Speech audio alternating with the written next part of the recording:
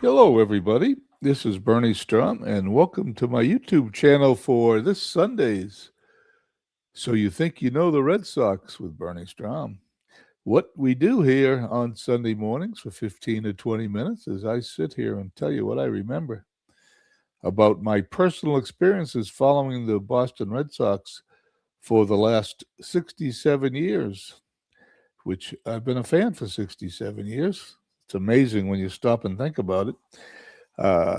My recollections of the Red Sox began in 1959, and for the first several shows, we got into a lot of specifics about what I remember because baseball was my life from the time I was 9 years old. Michael Silver's there. Good morning.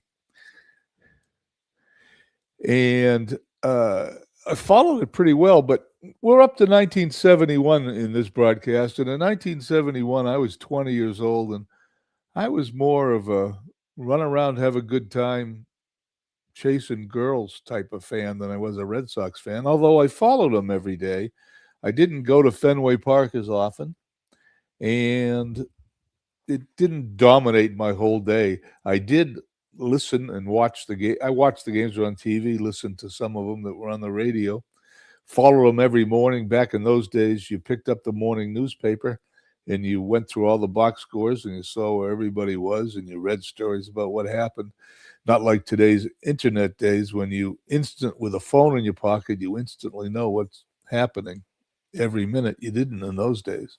But in 1971, my personal recollections of the Red Sox as me being in Fenway Park diminished. They were also diminished in 72, 73, and 74. I got married for the first time, and I started to get back into my Red Sox habits, would go to Fenway Park quite often. By 1978, I had season tickets, so I spent a lot of time there. And until I moved from Boston to Los Angeles in 1979, there's a lot of personal stories, but in 1979, we entered another phase of following the Red Sox. So that'll be interesting, but we'll discuss that on another day. Hope everything's going well with you, Michael. Didn't catch last night's show with Vinny Mancini, but we'll do that later today. I was out to dinner last night, so I didn't have a chance. But I saw you on at the dinner table in the restaurant. I flipped around for a second. You guys look pretty good. Anyway, we're talking about 1971, and the number one thing that stands out in my mind in 1971 is that for the first time in a long time, Tony Conigliaro was not on the Red Sox. The Red Sox traded Tony Conigliaro in the offseason to the California Angels. And for me, that was pretty disappointing since he was my favorite player on the team. Not only that, in 1970, he had the best year he ever had with the Red Sox, hitting 36 home runs. But they traded him. They traded him in 1970, on October 11th. I'll read you exactly what it says here. In a shocking trade, the Red Sox swapped Tony Conigliaro, Ray Jarvis, and Jerry Moses to the Angels for Doug Griffin, Ken Tatum, and Jarvis Tatum. When you think back and you think of those players, the Red Sox had to have known Conigliaro couldn't see, because in 1971, it wasn't very long, a couple of months before Tony C. retired and left the Angels. He never got on track with the team. So baseball's a tough game, I guess. If you get to trade a blind baseball player for anyone, it's a good trade. But it was sad. We didn't know that as fans, that he was blind and could not see out of that left eye anymore. And it was sort of sad. We did have a Conigliaro on the team, Billy Conigliaro, who never was as good as his brother, but he was a pretty good major league hitter. From what I remember, didn't play very long in the major leagues, and he had his best seasons with the Red Sox. I think they traded him to the Brewers, and that's where I think he might have finished his career. But that's what I remember. 1971, I'm going to rely on some notes here for things I don't remember to go over 71, because, in fact, like I said, I didn't spend a ton of time at Fenway Park, but I did follow him.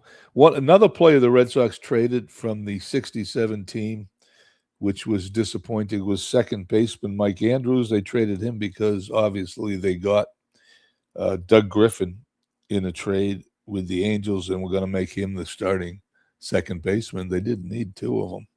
They started the season with, this was the first team that started to distance itself from the 67 pennant winning team.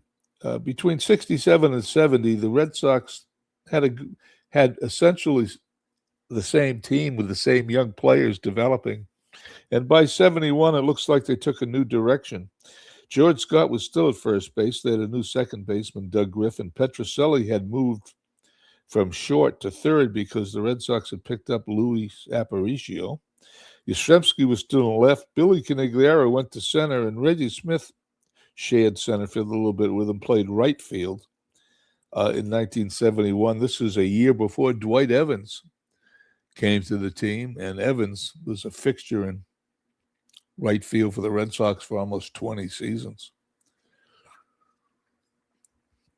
As I sip my coffee, hope everybody's enjoying this Sunday morning.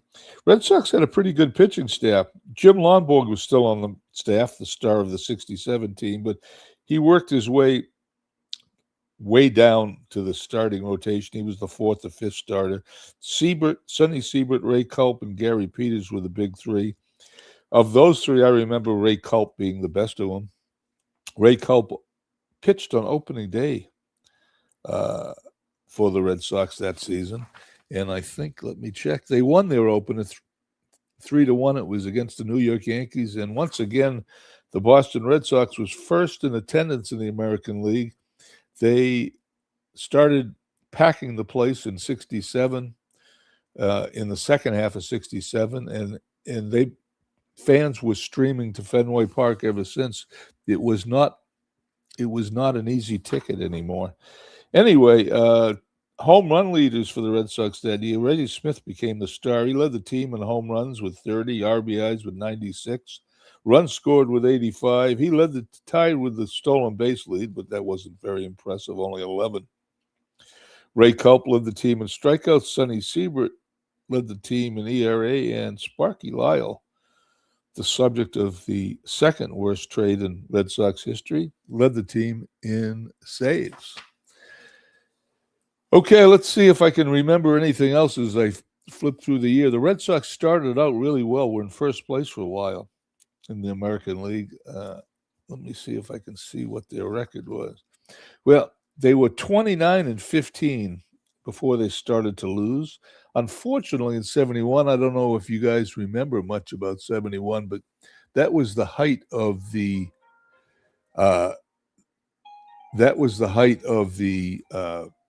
Baltimore Orioles, and they had some really good teams, and the Red Sox ran into the Oriole buzzsaw, and the Red Sox finished 18 games out of first place in 71. So they, outside of the first few weeks of the season, they were sort of close, and then in August, like most Red Sox teams, they fell apart.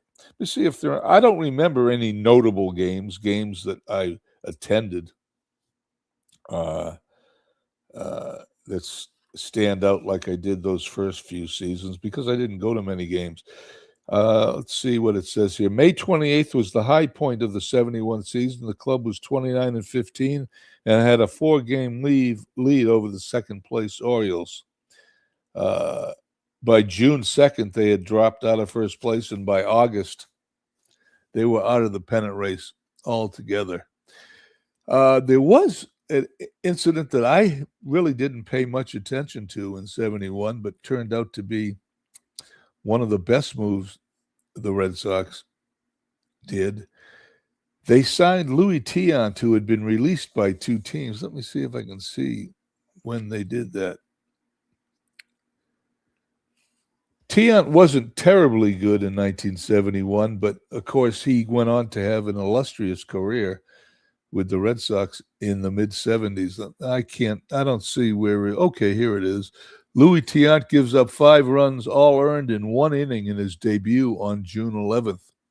However, prior to that, he was released by his second team in a couple of months, and the Red Sox signed him, and that made a big difference in the Boston Red Sox for the mid-70s.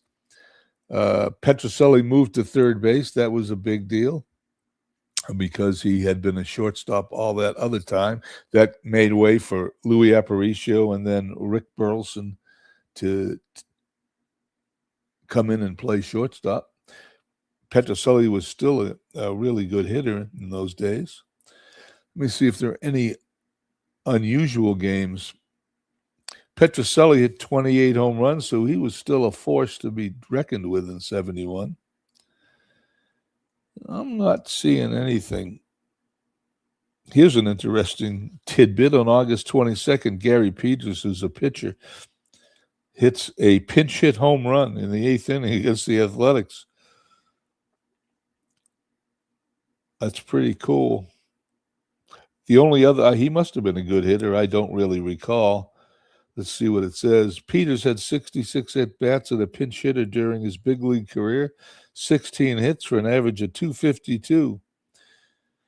The only other pitcher I remember for the Red Sox that could hit was Earl Wilson, who they traded prior to the either traded early in 67 or prior to 67. Another big mistake. He went on to have a couple of really good years with Detroit. Could have helped the Red Sox. In 71, Eddie Casco was the manager of the Red Sox. He was an unassuming guy with glasses. And after you've had Dick Williams as a manager, having Eddie Casco is a real downer because you went from a big personality to someone who was very quiet. So I don't recall the manager making much of a splash. Let's see what else we can see here in 71.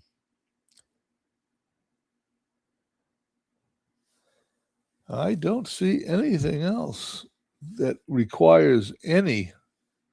Oh, it's notable Carlton Fisk hit his first major league home run on September 12th. Wouldn't have remembered that. I'm sure I wouldn't have made any splash had I remembered it. And I think that's it. Oh, the Red Sox. Here we go. October 11th, 1971. The season's over. The Red Sox have another disappointing season where they finished 20 games or more behind the first place team. I think the glow of the 67 team, I remember, is now diminished, and we're into a new segment of Red Sox history where 1972, which we'll go over next week, I do remember a lot of 72 because they were fighting for the pennant, and they went into Detroit on the last weekend of the season and could have won the Eastern Division. And I remember spending a lot of time in September as a fan following the team. And if I seem to remember, I didn't go back to Fenway Park as much. I'm still only 21 years old doing other things. But I was more excited about the team. But here on October 11th, in a 10-player deal, the Red Sox made another dumb trade, in my personal opinion. They traded George Scott, who goes on to have several really good years with the Brewers. George Scott, Jim Lonborg, Ken Brett, Joe LaHood, Dave Pavletic, which is Don Pavletic, which I remember a little about, but not much, and Billy Canigliaro, who was the last Canigliaro on the team, which really that disturbed me also. Traded the Brewers for Tommy Harper, Marty Patton, Lou Krause, and some guy by the name of Pat Scrabel.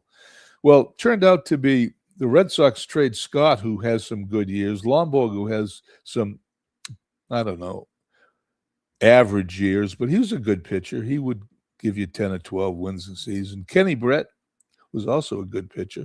Anyway, Tommy Harper came on, and he was the first stolen base threat the Red Sox had in years, and he held the Red Sox record for stolen bases, for many years after this trip.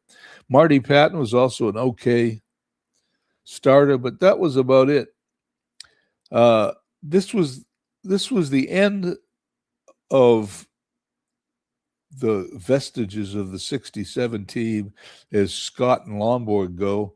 And the only players left really were Petroselli and Yastrzemski, who are part of the team that plays 72-3-4 and culminates in 75 with their appearance in the World Series with the Cincinnati Reds. So next week, next Sunday, that was a quick 15 minutes for someone who didn't remember much about 1971.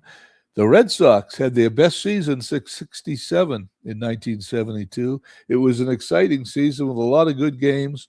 It ended up like so many other Red Sox seasons with a lot of disappointment.